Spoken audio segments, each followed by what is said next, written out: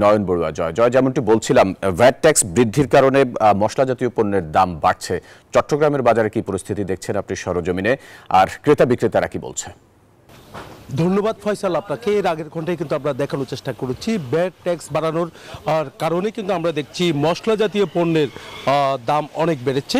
খাতুনগঞ্জের বাজারে যেমনটা দেখেছি, চট্টগ্রাম বন্দর হয়ে কিন্তু আমদানির কোনো কমতি নেই, যেহেতু সামনে রমজানকে ঘিরে কিন্তু মশলা জাতীয় পণ্যের আমদানি কয়েক গুণ বেড়েছে। তবে দেখা যাচ্ছে ভ্যাট ট্যাক্স বাড়ার অজুহাত দেখানো হচ্ছে।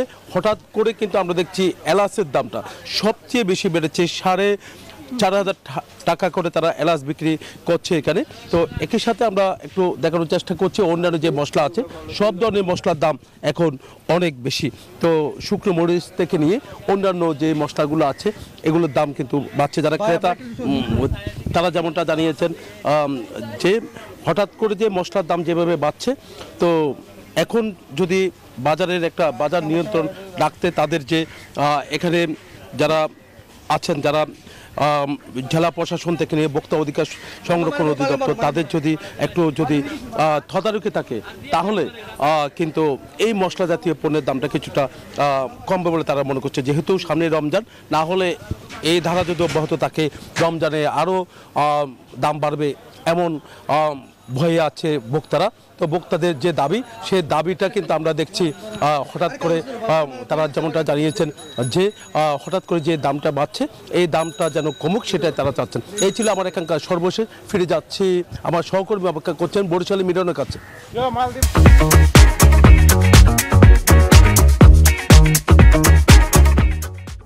ধন্যবাদ জয়।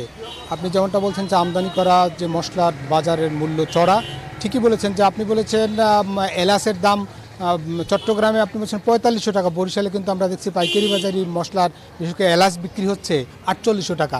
এছাড়া যদি অন্য আপনার মশলার কথা বলি, সেগুলোর দাম কিন্তু অনেক বেড়েছে। তবে ভ্যাটের কিন্তু এখন পর্যন্ত কার্যকর হয়নি। তবে ভ্যাট কার্যকর না হলেও তার মধ্যে কিন্তু সব ধরনের মশলার দাম কিন্তু বেড়ে গেছে।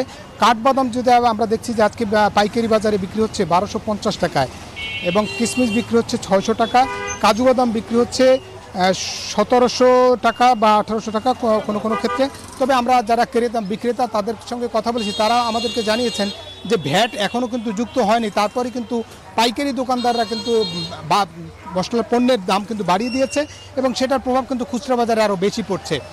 এই মুহূর্তে ভ্যাট কার্যকর হওয়ার সঙ্গে আরও যুক্ত হয়েছে যেমন ওষুধের বিষয়গুলো যুক্ত হয়েছে আমদানি করা যে ফল, সেই ফলের মূল্যও কিন্তু বৃদ্ধি পেয়েছে, এবং জনমনে কিন্তু এক ধরনের মিশ্র প্রতিক্রিয়া আমরা লক্ষ্য করেছি। তারা চাইছেন যে এই মুহূর্তে যেন এই ভ্যাট কার্যকর করা না হয়, এবং একই সঙ্গে বাজার নিয়ন্ত্রণে যেন কার্যকর পদক্ষেপ গ্রহণ করা হয়। যেহেতু ভ্যাটের এখনও সরকার কার্যকর করেননি, তার মধ্যেই পণ্যের দাম কিন্তু বৃদ্ধি পেয়েছে। সুতরাং এই যে পণ্যের দাম হঠাৎ করে ঘোষণার আগেই বৃদ্ধি পায়, সেটি নিয়ন্ত্রণ করবার জন্য তারা সরকারের প্রতি আহ্বান জানিয়েছেন, বা একই সঙ্গে এই ধরনের ভ্যাট এই মুহূর্তে প্রত্যাহার করবার জন্য তারা আহ্বান জানিয়েছেন।